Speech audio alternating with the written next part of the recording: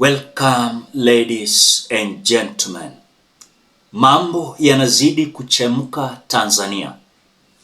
Former president of Botswana has declared Mama Samia Suluhu illegitimate elected president of Tanzania.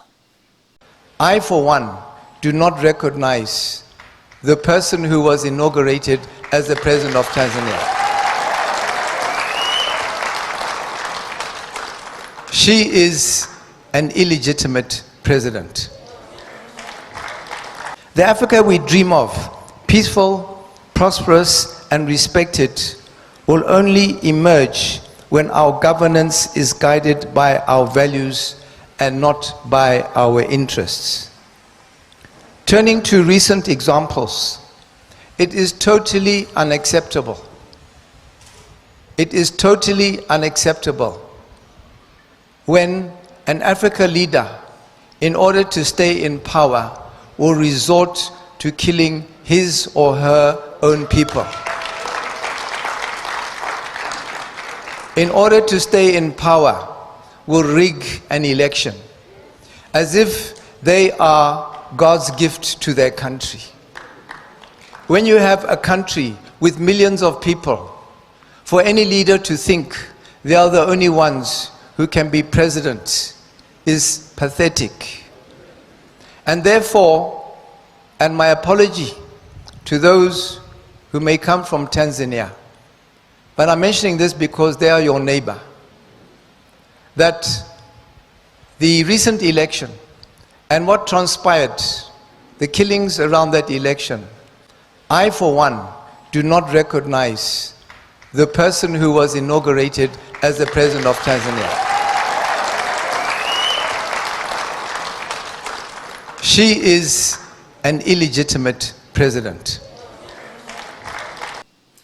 As he described the election of Tanzania as sham, we are being told that even African presidents are feeling like congratulating Mama Samia Suluhu is like they are siding with her dictatorial type of leadership.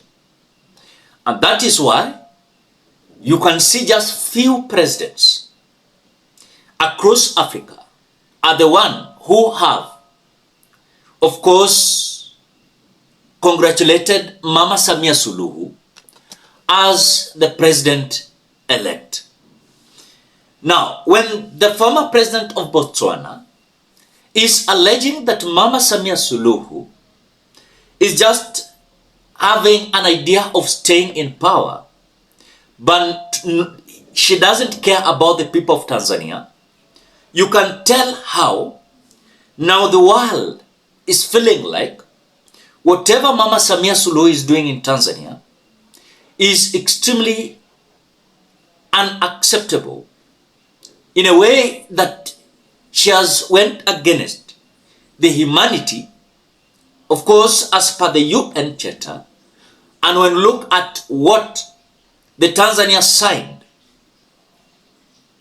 at International Criminal Court in the year 2000, and of course they were listed as members in 2002. But now, when Mama Samia Suluhu is forcing herself with the leadership of Tanzania, and you can see her colleagues in Africa and across the world, they are feeling like what Samia Suluhu has done, they cannot be part of such kind of election and dictatorial type of leadership.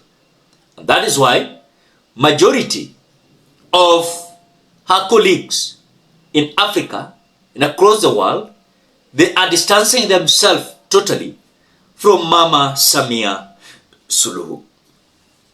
On the same note, we are being told there is a pressure of submitting signatures pale UN, kuhakikisha kwamba UN wanaenda kurespond to what is happening in Tanzania.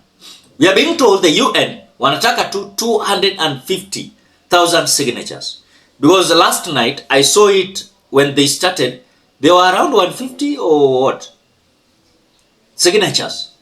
And then this was going to be verified. Then later, these signatures are going to give the UN power, of course, try and intervene, of course, on behalf of the people of Tanzania.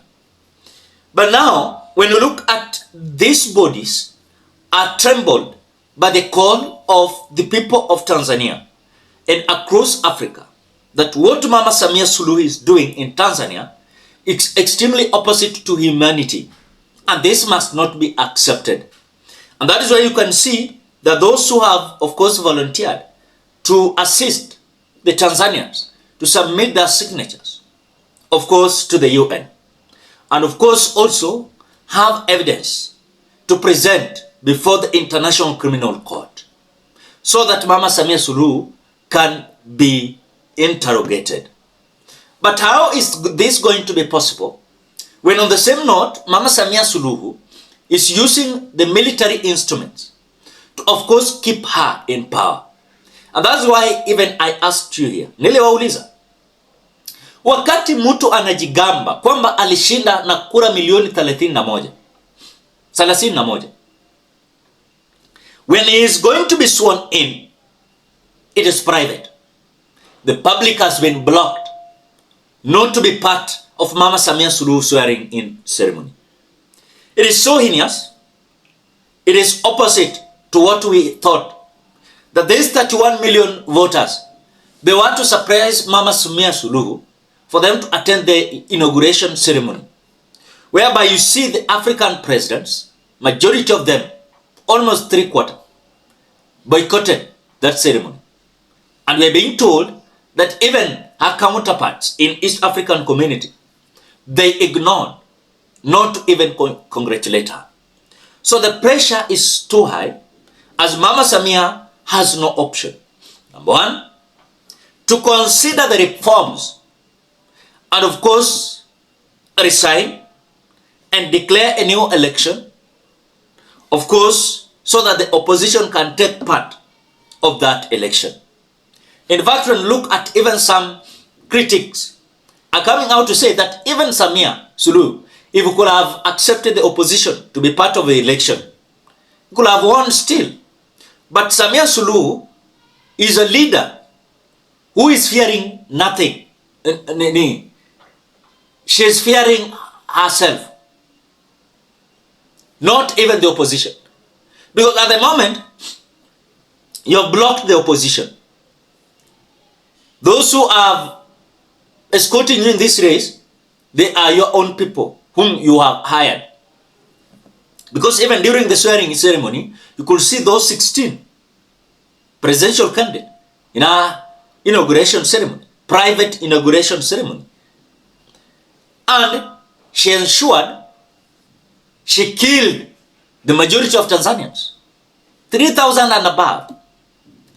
Yet, she has been declared a winner, but still killing the people of Tanzania. What is her aim? Her aim is to actually make Tanzanians to live in a way of slavery, that you cannot say anything, you cannot think on your own.